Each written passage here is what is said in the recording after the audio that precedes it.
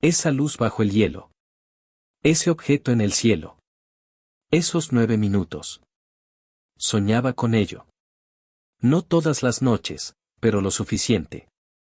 Siempre el mismo sueño, de pie sobre el hielo, mirando hacia abajo a través de una superficie transparente. La luz latiendo debajo, cada vez más brillante. Luego levantaba la vista. 1953, 6 años después de Ariel Jam. Un paquete llegó a mi puerta. Sin dirección de retorno. Dentro había una carpeta. Fotografías. Documentos. Una nota. La nota era de Mercer. Elías, encontré algo. Pensé que deberías verlo. Quema esto después de leerlo. No intentes contactarme.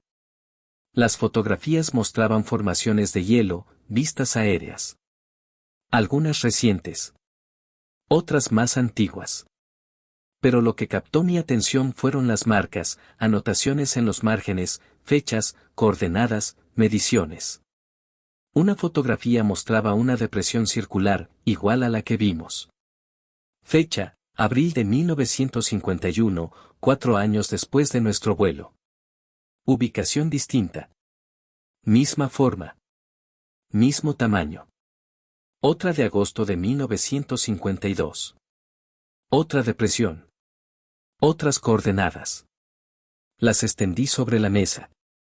Las conté. 17 fotografías. 17 depresiones. Todas en la Antártida, entre 1948 y 1953. Los documentos eran aún más inquietantes. Informes de vuelo casi completamente censurados. Bloques negros cubrían la mayor parte del texto, pero quedaba suficiente para entender: fallas de navegación, apagones de radio, anomalías de altitud. Lo mismo que nos ocurrió a nosotros. Y seguía ocurriendo. Después de Ariel Jam hubo más expediciones. Más tripulaciones viendo lo mismo. Un informe mencionaba un equipo británico en 1949. Encontraron algo en el hielo. Un objeto metálico, enterrado a gran profundidad. Intentaron extraerlo. El equipo falló. 3 miembros desaparecieron. Nunca se hallaron cuerpos.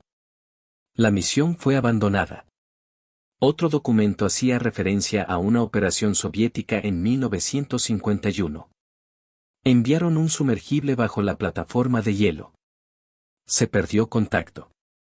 Nunca regresó. Oficialmente, falla mecánica. Pero había una nota adjunta, escrita a mano, en ruso. Mercer la había traducido. Hemos encontrado una estructura demasiado grande para ser natural. Los marcadores de profundidad son incorrectos. Algo está interfiriendo con los instrumentos. Intentamos. El mensaje terminaba allí. La última hoja de la carpeta era distinta. No era un documento. No era una foto. Era un mapa. Antártida, con 17 ubicaciones marcadas, cada una anomalía reportada. Formaban un patrón. Un círculo casi perfecto. Radio aproximado, 800 millas. El punto central estaba en el interior del continente. Territorio inexplorado. En la oscuridad. 3 civiles que sabían demasiado no podían hacer nada. 2 horas. 20 de febrero. Toda la energía en Little America 4 falló. Los generadores de emergencia se activaron, y también fallaron. Oscuridad total durante 11 minutos. Yo estaba afuera. No podía dormir. Necesitaba verlo venir. Un momento todo era normal. Al siguiente, las luces se apagaron. Todas. Cada edificio quedó a oscuras. Pero el cielo no se oscureció. Sobre nosotros, a unos 500 pies, había luz. Secciones del aire brillaban. Franjas de luminosidad, como ventanas abriéndose en el cielo. A través de esas ventanas vi algo enorme, más grande que cualquier aeronave que hubiera visto jamás. Angular. Simétrico. Claramente artificial. No hacía ruido. No se movía. Solo estaba allí. Luego la energía regresó. Las luces se encendieron de golpe. Miré hacia arriba. Nada. Solo cielo vacío. Pero yo sabía lo que había visto. 7 testigos reportaron el mismo objeto, incluidos Crowe, Mercer y Vale. A las 6 horas, se convocó una reunión de emergencia. Todo el personal clave. Los 3 civiles fuimos llamados. La reunión duró 3 horas. No se registró ningún informe oficial. A los participantes se les hizo firmar acuerdos de confidencialidad. El contenido fue clasificado al máximo nivel. Nos preguntaron qué habíamos visto. Les contamos todo. El vuelo. La depresión. La luz. El objeto sobre la base. Un capitán de la Marina tomó notas. Hizo preguntas específicas, tamaño, forma, duración, características. Luego preguntó si se lo habíamos contado a alguien más. Respondimos que no. Eso fue una mentira. Antes de que nos dejaran ir, habló. Caballeros, lo que presenciaron es un asunto de seguridad nacional. No lo discutirán. No escribirán sobre ello. No investigarán más. ¿Está claro? Lo estaba. 2 días después, Operación Ariel Jump fue cancelada, 49 días antes de lo previsto. La razón oficial: condiciones climáticas y limitaciones de equipo. La fuerza expedicionaria comenzó la retirada inmediata. Todo el personal fue evacuado en una semana. Abandonamos la Antártida el 28 de febrero. A bordo del USS Pine Island, observé cómo el hielo se alejaba. Vale estaba a mi lado, apoyado en la barandilla. ¿Crees que alguna vez lo sabremos?, preguntó. No respondí. Porque ya sabía que no. En los meses siguientes, varios participantes murieron. Un fotógrafo. Accidente automovilístico 3 meses después de regresar. Un operador de radar. Ataque al corazón a los 34 años. Sin antecedentes médicos. Un piloto. Explosión en Montana. Causa indeterminada. ¿Coincidencias? Tal vez. En abril recibí una carta de Mercer. Nuestras observaciones siguen siendo significativas. Continúo investigando. Los patrones son interesantes. Seguía investigando. Seguía intentando comprender. Yo quería ayudar, pero tenía una familia, una vida civil a la que volver. Le respondí pidiéndole que tuviera cuidado. Su respuesta fue breve. Algunas cosas valen el riesgo. Nunca volví a saber de él. No durante años. Operación Ariel Jump concluyó oficialmente en febrero de 1947. La expedición fue declarada un éxito. Miles de páginas de archivos siguen disponibles, pero hay vacíos. Registros de vuelo perdidos. Secciones censuradas. Un documento menciona fallas de equipo en coordenadas específicas. Las coordenadas coinciden con el área de nuestra anomalía. No se da explicación. Solo un sello de clasificado. Ahora soy un hombre viejo. 83 años. Mercer murió en 1989. Vale en 1996. Yo soy el último. He mantenido mi cuaderno oculto durante 70 años. Cada detalle que pude recordar. No sé qué encontramos. Tengo teorías. Todas suenan absurdas. Tal vez fue natural. Algún fenómeno magnético raro. Física que no comprendíamos. Tal vez. Pero no lo creo. Esos 9 minutos en los que 3 hombres vieron algo que no encajaba en el mundo. Me pregunto cuántos otros vuelos vieron algo parecido. ¿Cuántas tripulaciones se quedaron en silencio? ¿Cuántos informes fueron archivados, olvidados? Dejo este relato para quien lo encuentre. No éramos héroes. Ni investigadores. Solo técnicos, contratistas, observadores. Vimos lo que vimos. Registramos lo que pudimos. El resto nos fue arrebatado. Créelo o no. Esa decisión es tuya. Pero entiende esto, la Antártida es vasta. Nunca ha sido explorada por completo. Y bajo todo ese hielo hay cosas que aún no hemos encontrado, cosas que quizá no quieran ser encontradas. Buyum Tam 38 Nolix Kilame. Los archivos olvidados de la operación Ariel Jam. Parte 2. Intenté olvidar durante años. Lo intenté de verdad. Volví a la vida civil. Me casé, tuve hijos, trabajé con motores, viví. Pero la Antártida nunca me dejó. Era una depresión, completamente circular, de casi 1 milla de diámetro. La nieve alrededor parecía alterada, no por el viento, sino por algo distinto. En el centro, el hielo era más oscuro, no sucio, no en sombra, sino translúcido. Podía ver a través de él, hacia abajo, hasta el agua que había debajo. Pero el agua no era oscura. Había luz, un resplandor azul blanquecino débil que ascendía desde bajo la superficie. Mercer se abalanzó hacia la ventanilla de observación. Lo vio de inmediato. Levantó su cámara y fotografió lo que pudo antes de que alguien pudiera detenerlo. La luz empezó a latir, primero lentamente, luego cada vez más rápido. Fue entonces cuando habló el piloto. Tenemos que irnos. No alzó la voz. No dio explicaciones. No hizo falta. Acelerador a fondo. Los motores gritaron. El avión comenzó a ascender lentamente. 100 pies. Luego 200. A medida que ganábamos altura, la brújula volvió a la vida, pero no se estabilizó, comenzó a girar, dando vueltas completas una y otra vez. Al mismo tiempo, la radio volvió a funcionar. Control de tierra confirmó nuestra posición y preguntó por qué habíamos quedado en silencio. El piloto no respondió de inmediato. Estaba concentrado en la altitud, en la distancia, en alejarnos de aquella luz. A los 8.000 pies, todo cambió. La temperatura se normalizó. La brújula dejó de girar y se asentó en un rumbo estable. La radio se aclaró.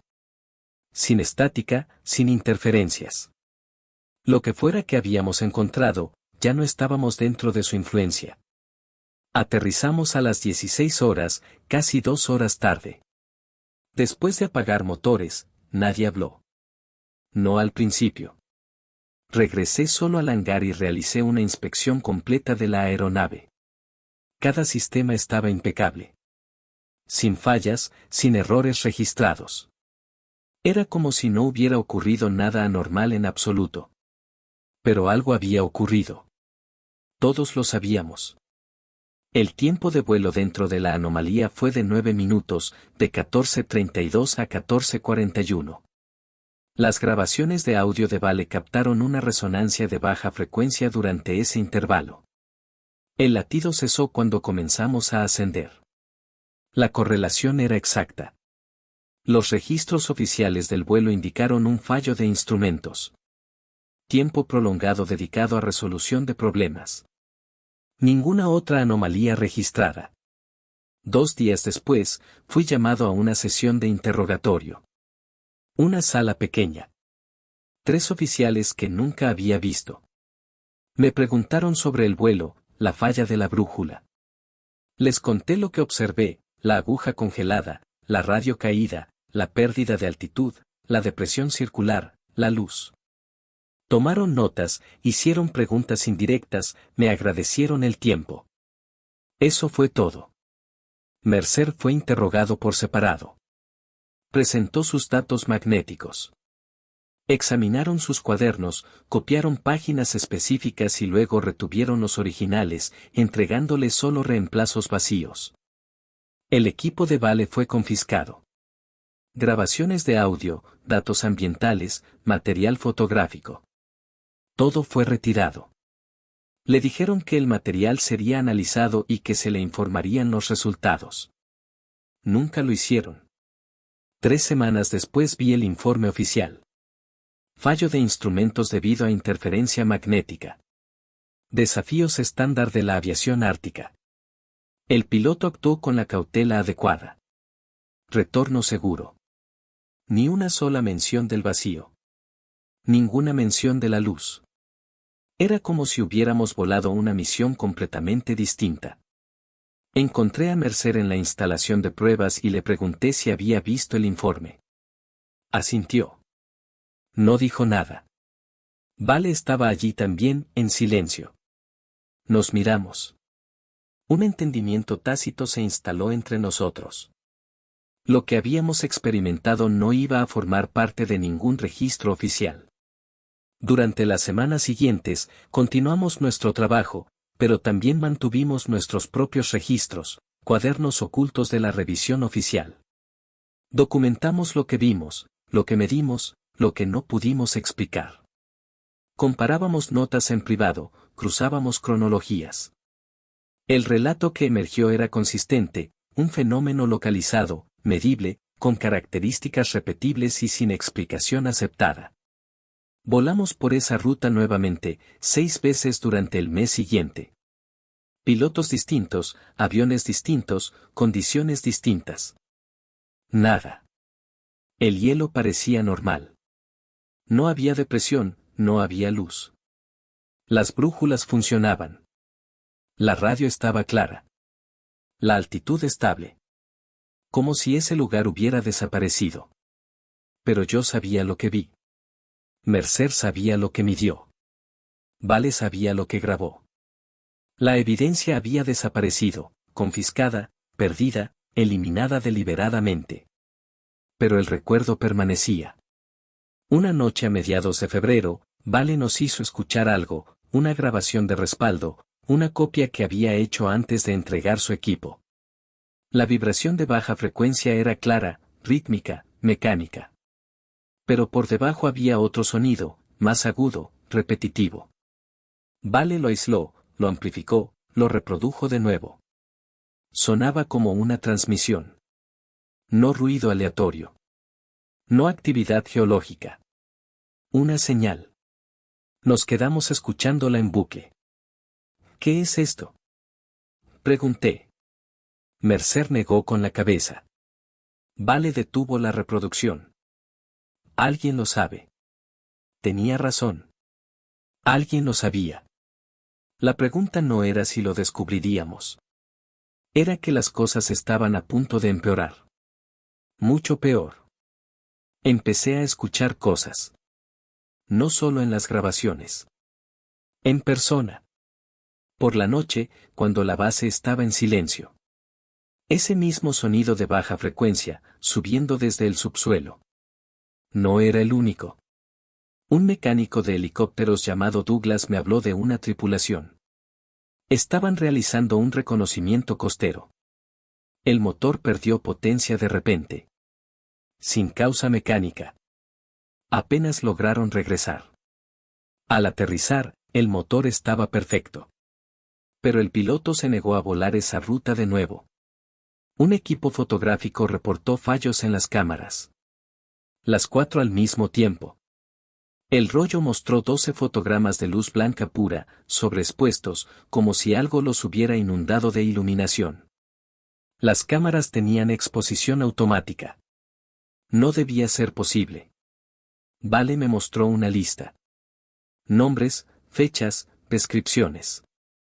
Más observadores. Personas que registraron cosas que no tenían sentido. 14 nombres. Geólogos que encontraron algo en núcleos de hielo. Algo que no debía estar allí. La muestra fue enviada para análisis. Nunca llegó. Perdida en tránsito. Mercer vino a verme una noche. Se veía exhausto. Invierno de 1947. Yo tenía 32 años entonces. Mi nombre es Elías Croe. Vivía de mi trabajo como técnico de vuelo, un contratista no combatiente, uno de entre docenas que fueron llevados para mantener aeronaves operativas en la Antártida. A esto lo llamaron Operación Salto Aéreo. 13 barcos, 33 aeronaves, más de 4.000 hombres. En ese momento, fue la mayor campaña jamás emprendida hacia el continente antártico.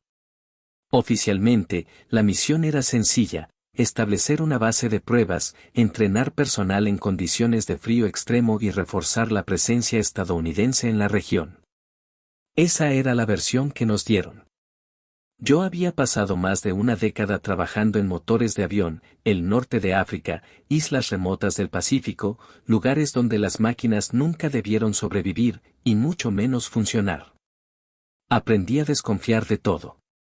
Cada perno, cada cable, cada pieza fabricada a toda prisa tenía algo ligeramente mal. Ese tipo de atención mantiene viva a la gente. Por eso me eligieron. Zarpamos de Norfolk en diciembre. La travesía tomó semanas.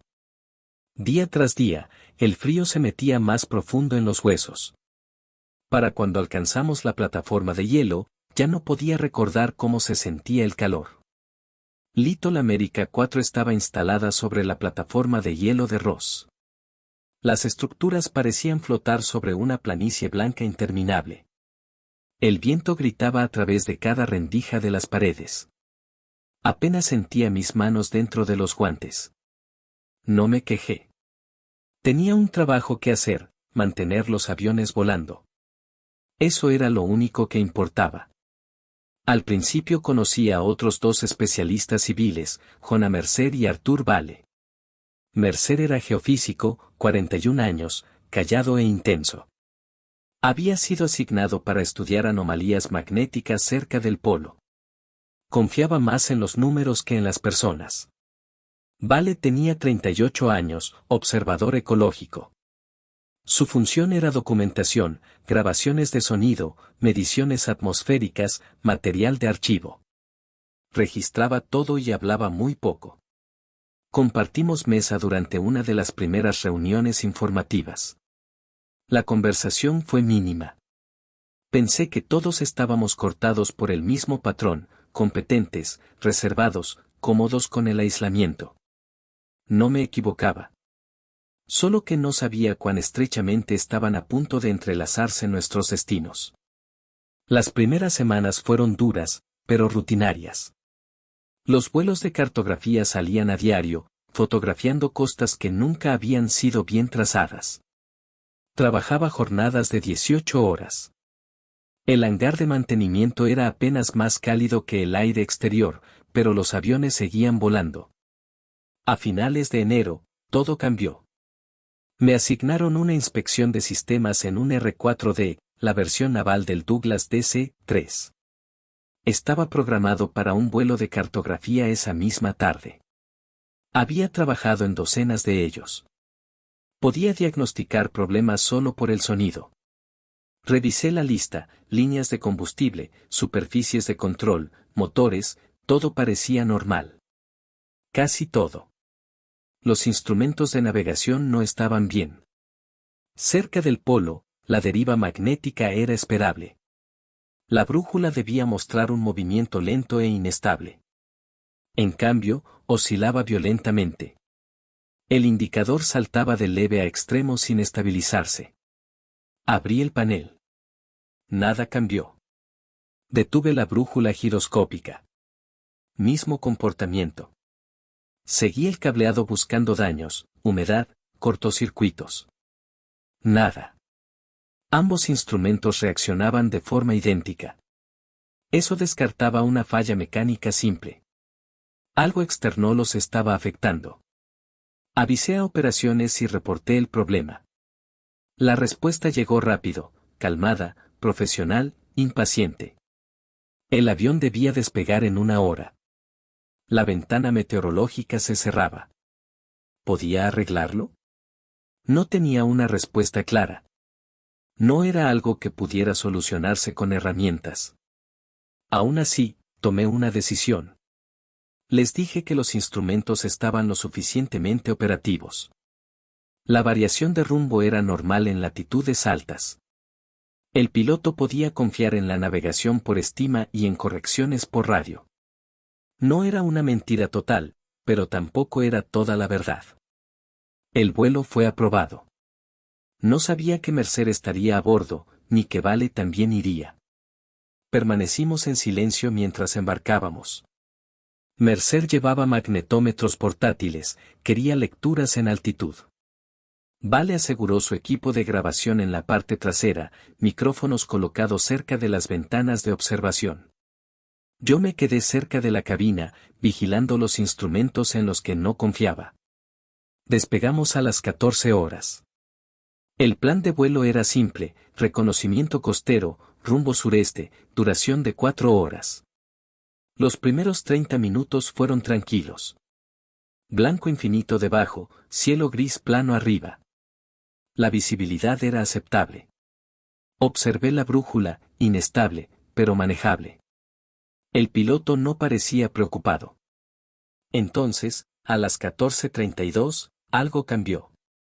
La brújula no derivó. Se congeló por completo. La aguja quedó fija apuntando al noreste. No importaba cuánto giráramos. Golpeé el cristal. Nada. La brújula de respaldo hizo exactamente lo mismo. Ambas inmóviles, ambas señalando la misma dirección. Alerté al piloto. Revisó su panel y lo comprendió al instante. Habíamos perdido la navegación. La radio era nuestra única opción. Extendió la mano hacia el transmisor. Estática. Ruido blanco puro. Ninguna estación, ninguna portadora, nada. Fue entonces cuando cambió su voz. No era pánico. Era algo peor, preocupación absoluta. Luego el avión se estremeció. No era turbulencia. Era otra cosa. Una sacudida brusca, antinatural. El yugo de control se fue violentamente hacia la derecha y el piloto luchó por mantener el nivel. Logró corregir, pero empezamos a perder altitud. Un descenso lento que no habíamos iniciado. Revisé el altímetro, descendíamos a 200 pies por minuto. El piloto no había tocado el acelerador. Tiró del yugo. El descenso se redujo, pero no se detuvo. Algo nos está empujando hacia abajo, dijo. Pasamos por los 8.000 pies. Luego 7.000. Aplicó potencia máxima. Los motores rugieron. Nos estabilizamos a 6.500 pies, pero no pudimos ascender. Toda la potencia solo nos mantenía nivelados. La brújula seguía congelada. La radio seguía muerta. Entonces lo escuché. Un sonido profundo, de baja frecuencia, como maquinaria funcionando debajo del hielo. La temperatura cayó de golpe. De frío intenso a congelación en segundos. Nuestra respiración salió en nubes espesas. La escarcha cubrió las paredes interiores. A las 14:32, el magnetómetro de Mercer registró una anomalía súbita. La intensidad del campo magnético local cayó abruptamente. El cambio fue instantáneo. Sus datos indicaban una ausencia, una región localizada donde el campo magnético esperado simplemente no existía. Según la física conocida, eso no debía ser posible. Los registros de calibración del equipo no mostraban errores, ni deriva, ni fallas. Lo que fuera que causó la lectura, la anomalía era real. El piloto tomó una decisión sin dudar: regresaríamos. El plan de vuelo original quedaba cancelado. Giró bruscamente a la izquierda. El avión respondió con lentitud, demasiada lentitud. No se sentía como aire, sino como resistencia. Cuando completamos el giro, miré hacia abajo, y fue entonces cuando lo vi, unos 2.000 pies debajo de nosotros.